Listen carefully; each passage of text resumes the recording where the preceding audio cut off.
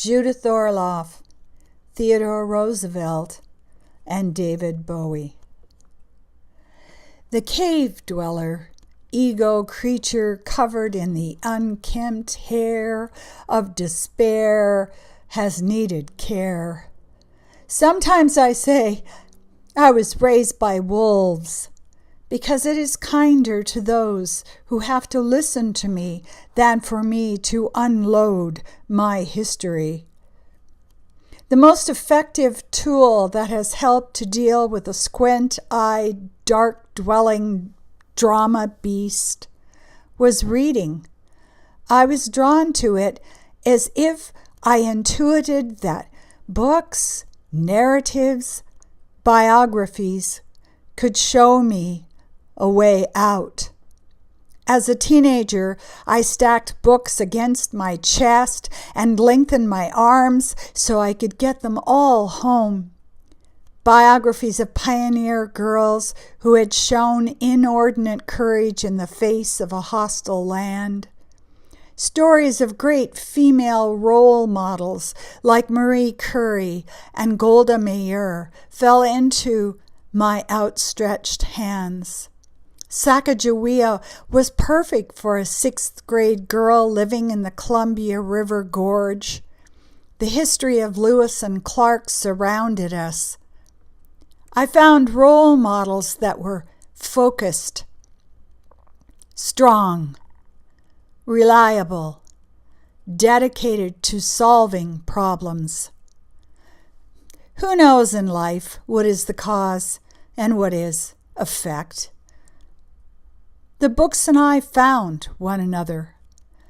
At times when life was challenging, I had my cupboard full of role models, and I could imagine myself to be the teenage girl reloading rifles in the besieged fort, increasing the morale of those around me until help would arrive.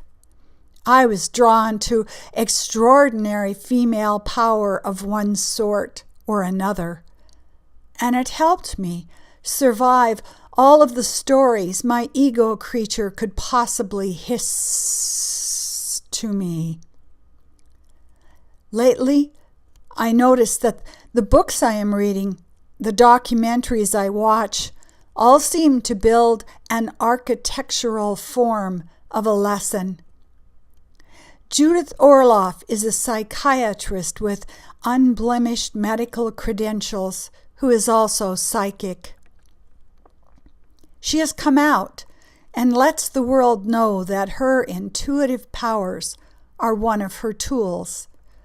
Her success as a writer, teacher, lecturer, and a doctor are based on her ability to be authentic and straightforward.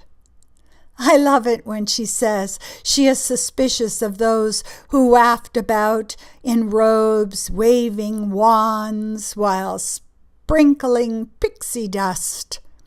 One does not need to be unbalanced or a showman to be intuitive. We all have it. The work in life is to maintain balance. Her books speak to me of how to grow the intuitive gifts I already have, and at the same time maintain my love of calm, cleanliness, solitude, and order. Doris Kearns Goodwin's beautifully written bully pulpit allowed me to be encouraged about my life. Theodore Roosevelt was very sickly as a boy, but he decided to make himself strong. His father built a gym in the family home, and Theodore worked assiduously on building himself up to radiant health. He read on average of a book a day because he was constantly curious and drawn to a path of self-improvement. But it was not a harsh regime. He was just mesmerized by life and let his joy lead him. At one point, Goodwin explains that Theodore was undertaking a new discipline. I believe it was sword fighting. He was abysmally bad at it for years. He was wretched at it for years, and yet he kept going until he became skilled. I thought of how quickly I become discouraged and close the door if I do not immediately succeed at a new task. I am shortchanging my future self.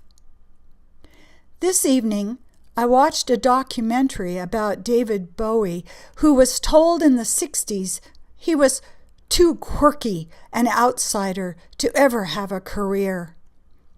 The music and the idea that was so clear in his head drowned out the voices of those who criticized him. He had a sense of what he wanted to be, to say. In an interview, he said that the way he was that day was David Bowie, but he was moving toward becoming, quote, myself, unquote. So the recent teachers have reiterated to me that those around you can feed back to you the limiting self-concepts that they themselves are locked within. They may say, "You can't be psychic. It is too weird, and you won't be respected." They perhaps can hold up a mirror of disability and illness to lock you into that model of yourself. The critics and the specialists and the keepers of the scrolls may chant to you that you are too unusual or out of step. But the glory of these three people who are so different from one another is that they pursued the imprint of who they knew themselves to be.